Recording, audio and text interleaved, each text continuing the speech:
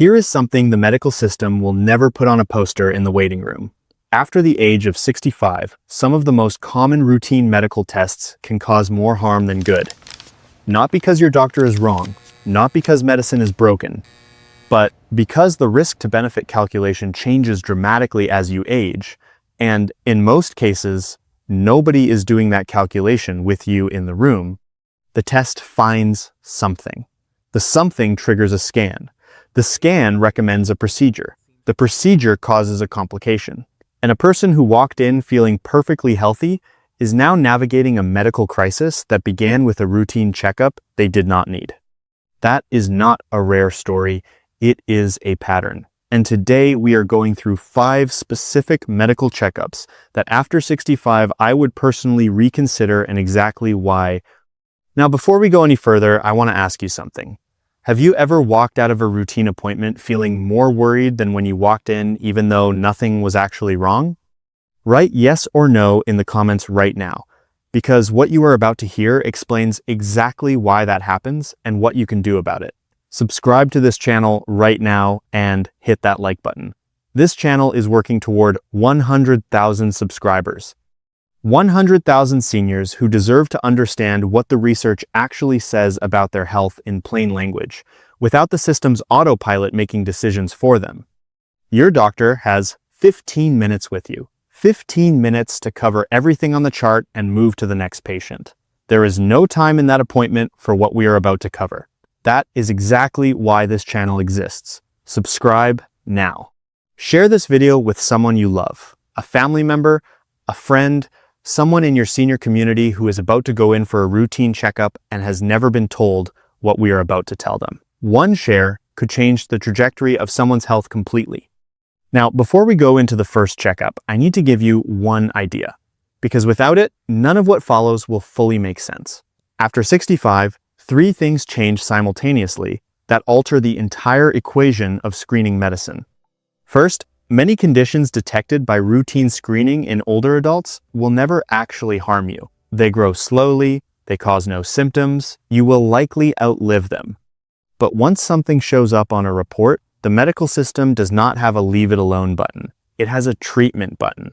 Second, your body's tolerance for intervention decreases with age. The procedure a 55-year-old recovers from in 2 weeks can mean months of complications, loss of independence, or worse, in a 78-year-old. The body is not the same machine it was. Third, there is the cascade effect. One test finds a small abnormality. That triggers a follow-up scan. The scan recommends a biopsy. The biopsy leads to a procedure. The procedure causes a complication. And suddenly, a person who was living well is inside a medical system that now owns their calendar. Keep those 3 things in mind as we go through each one. Let me tell you about Margaret. 78 years old, retired school teacher, felt completely well, had 2 colonoscopies in her 50s and 60s, both entirely clean, no polyps, no family history of colon cancer, no symptoms at all. But her new doctor looked at her chart and said she was due for another one. Margaret was not sure, but she did not want to seem difficult, so she went. The preparation, the liquid you drink the night before to clear your bowels, hit her system hard. By the following morning, she was confused, dizzy, and barely able to stand.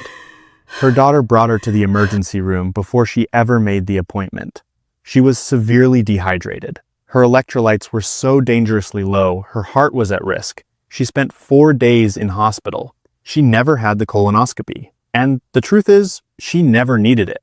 The United States Preventive Services Task Force, the gold standard body for screening guidelines, officially recommends against routine colonoscopy screening for average risk adults over the age of 75. The evidence is clear. After 75, if you have no symptoms, no family history, and previous clean scopes, the risks begin to outweigh the benefits. And those risks are not small. Bowel perforation, a tear in the colon wall, occurs in approximately 1 in every 500 colonoscopies. In a younger adult, that is a manageable surgical complication. In a 78-year-old, it can mean emergency surgery, extended hospitalization, and a recovery that permanently changes daily life. Meanwhile, the colon cancers most likely to be found in asymptomatic older adults tend to grow slowly enough that in many cases, they would never cause harm in a person's remaining lifetime. What to do instead? Ask your doctor about a non-invasive, stool-based test. Options like an annual FIT test can flag genuine warning signs without any procedural risk at all. And if you do have symptoms, blood in the stool, unexplained changes in bowel habits, that changes the equation entirely. See your doctor immediately. Now let me ask you something else. Has a doctor ever recommended a test, and when you asked why they said just to be safe, write it in the comments, because just to be safe sounds responsible. But after 65, it is worth asking, safe for whom? Let me be very precise here, because this topic deserves careful handling. I am not saying never screen for cancer. Cancer screening has saved millions of lives, and it can save yours. What I am saying is this. After 75, aggressive cancer screening in average-risk, symptom-free individuals has a serious overdiagnosis problem. And overdiagnosis leads directly to overtreatment. Here's what overdiagnosis means in plain language. Imaging technology today is so sensitive, it can detect cancers that are biologically barely active. Tiny, slow-growing tumors that left alone would never spread, never cause a symptom, and never shorten your life. You would die with them, not from them. But the moment a radiologist writes the word malignancy on a report, the clinical machine turns on. Biopsies, specialist referrals, treatment decisions, all moving forward, regardless of whether that cancer actually poses any real threat. Consider a man in his late 70s. Sharp, independent, still active on weekends. Routine PSA came back slightly elevated. Biopsy confirmed a low-grade, slow-moving prostate cancer. His specialist recommended radiation therapy. He trusted the recommendation and went through treatment.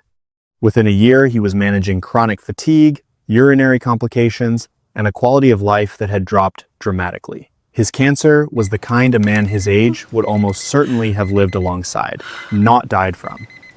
That knowledge, had it come earlier, might have changed everything.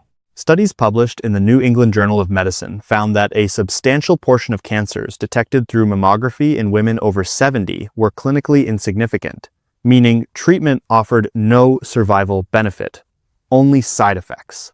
What to do instead? Have an honest and specific conversation with your doctor about your personal risk profile. If you have a family history, genetic markers, or symptoms screen. If you are average risk with no symptoms, ask your doctor directly, if we find something, what are the realistic treatment options at my age, and what would we actually recommend doing? That one question alone changes the entire conversation. This one surprises people the most because it sounds so sensible. Your doctor says you are 72. Let us just make sure the heart is doing well. You get on a treadmill or receive a medication that temporarily stresses the heart while they monitor the response. Sounds responsible. Sounds like good preventive care. Here is the problem. Cardiac stress tests in people without symptoms have false positive rates that can reach 40% or higher in certain populations. That means nearly half the time the test flags a problem when your heart is actually completely fine. But medicine cannot simply shrug at an abnormal finding. That false alarm launches you into the next phase, a cardiac catheterization. Catheterization means threading a thin tube through your blood vessels directly into your heart. It is a serious procedure. Risks include bleeding, vessel damage, arrhythmia, and in some cases, it can trigger the very heart attack or stroke you were trying to prevent. And here is where it becomes even more counterintuitive. If the catheterization finds a partial blockage, which is extremely common in adults over 70, many of whom have no symptoms whatsoever, you may end up with a cardiac stent. Multiple landmark clinical trials, including the widely cited ischemia trial, found that stenting in patients with stable coronary artery disease did not reduce heart attacks or extend life compared to medication and lifestyle changes alone. Let me say that again. The stent did not help more than the medication, but it carried real procedural risks. And then a lifetime of blood thinners with their own complications followed. So you have gone from feeling well to a routine test to a false alarm to a catheterization, to a stent, to blood thinners, to ongoing monitoring.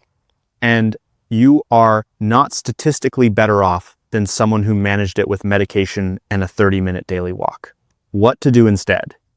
If you have no chest pain, no unexplained shortness of breath, no dizziness during activity, routine. Stress testing is searching for problems in a population where problems are common, but intervention does not always help.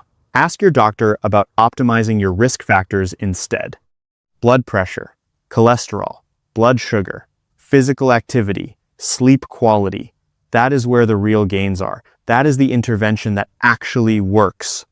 This one makes people uncomfortable when they first hear it, because osteoporosis is real. Falls in older adults are genuinely devastating. So let me be careful with what I am actually saying. I am not questioning the reality of bone loss with age. I am questioning the automatic pipeline that often follows a DEXA scan result in patients over 75. A DEXA scan detects low bone density. Your doctor prescribes a bisphosphonate medications like alendronate. You take it for years assuming you are protected. But here's what often goes unmentioned. Long-term bisphosphonate use has been associated with a rare but serious condition called atypical femoral fractures, spontaneous stress fractures in the thigh bone, the very bone you are trying to protect. These fractures can be severe and require surgery. These medications are also linked to osteonecrosis of the jawbone deterioration that is painful and very difficult to treat. Meanwhile, the most effective intervention for preventing fractures in older adults, bar none, is not a medication. It is fall prevention. Balance training. Studies show Tai Chi specifically reduces fall risk by nearly 50%. Removing tripping hazards from the home, installing grab bars, checking whether any current medications are causing dizziness, having vision checked regularly, ensuring adequate protein and vitamin D in the diet. These interventions reduce fracture risk more meaningfully than any pill with zero side effects. I am not saying never take medication for bone health. There are absolutely patients who need it, those who have already fractured, those with very low bone density scores, those with specific high risk factors. But a routine DEXA scan leading to automatic long-term medication for an active 68-year-old who has never broken a bone and walks every day, that is a conversation worth having, not a foregone conclusion. What to ask your doctor. Before we discuss medication, can we review my actual fall risk factors? And what is the real fracture risk reduction from this medication compared to a structured fall prevention program? Ask those two questions and listen carefully to the answers. This is the one almost no one is talking about. And based on what the research shows, it is one of the most quietly consequential checkups after 65. A carotid artery ultrasound checks the large blood vessels in your neck that carry blood to your brain. The idea is straightforward. If a significant blockage is found, we can surgically remove it and reduce stroke risk. Logical, preventive, responsible. The reality is far more complicated. The surgical procedure used to treat a carotid blockage, called a carotid endarterectomy, carries a 2 to 3% risk of causing a stroke during or immediately after the procedure itself. In older adults with other health conditions, that risk is higher. The United States Preventive Services Task Force explicitly recommends against routine carotid artery screening in adults who have no symptoms, no mini strokes, no vision loss episodes, no neurological symptoms. Their analysis found that in symptom-free people, the risk of surgical harm outweighs the benefit. Here is why. Many people over 65 have some degree of narrowing in their carotid arteries.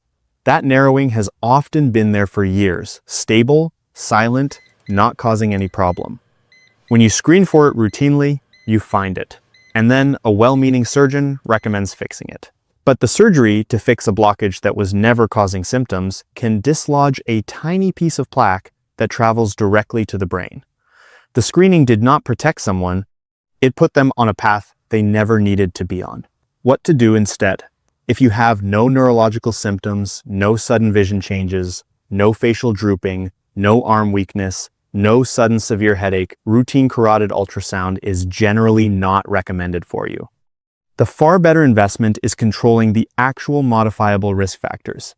High blood pressure, the single biggest stroke driver, blood sugar, smoking, atrial fibrillation, staying physically active. If you do have any neurological symptoms, even brief ones that passed, get evaluated immediately. That changes everything. I promised you something practical. Here it is. Every time your doctor recommends a screening test, especially after 65 and especially when you feel well, bring these 5 questions. 1. What is the false positive rate of this test in people my age? This tells you how likely the test is to trigger unnecessary follow-up procedures even when nothing is actually wrong. 2. If this test finds something, what are the realistic treatment options for someone my age and health status? This forces the conversation toward outcomes, not just findings. 3. What is the procedural risk of any treatment we would likely pursue? Every procedure has a risk. You deserve to know it before you agree. 4. What happens if we monitor this instead of treating it immediately? For many conditions found in older adults, watchful waiting with careful monitoring is a legitimate and often superior option. 5. What is the most effective, non-invasive intervention for this condition? Because very often with bone health, heart health, and stroke prevention, lifestyle and medication outperform procedural intervention with far less risk to you. Any good physician will welcome these questions. If your doctor dismisses them or makes you feel difficult for asking, that is important information about whether that doctor is the right fit for your care. Now, I want to close with something important. After 65, the goal of your healthcare should not be to generate findings. It should be to protect and extend your quality of life, your independence, your energy, your ability to do the things that matter to you. The best medical care I have ever witnessed understands that doing less sometimes requires more wisdom than doing more. That recommending watchful waiting takes more courage than ordering another scan. You have the right to know what a test is looking for. You have the right to know what happens if something is found. You have the right to ask whether a finding would actually be treated and whether that treatment would genuinely improve your life. Medicine has given us extraordinary tools, but tools are only helpful when they are used in the right context, at the right time, for the right person. You are that person, and you deserve healthcare that is built around your goals, your values, and your body, not around a checklist. How old are you right now? Write it in the comments below. I want to know which age group is watching this because it directly shapes what I cover next. And if this video helped you see something differently, subscribe to this channel and share it with someone who has a routine appointment coming up. Because sometimes the most important thing you can do for someone you love is put the right information in front of them before they walk through that door.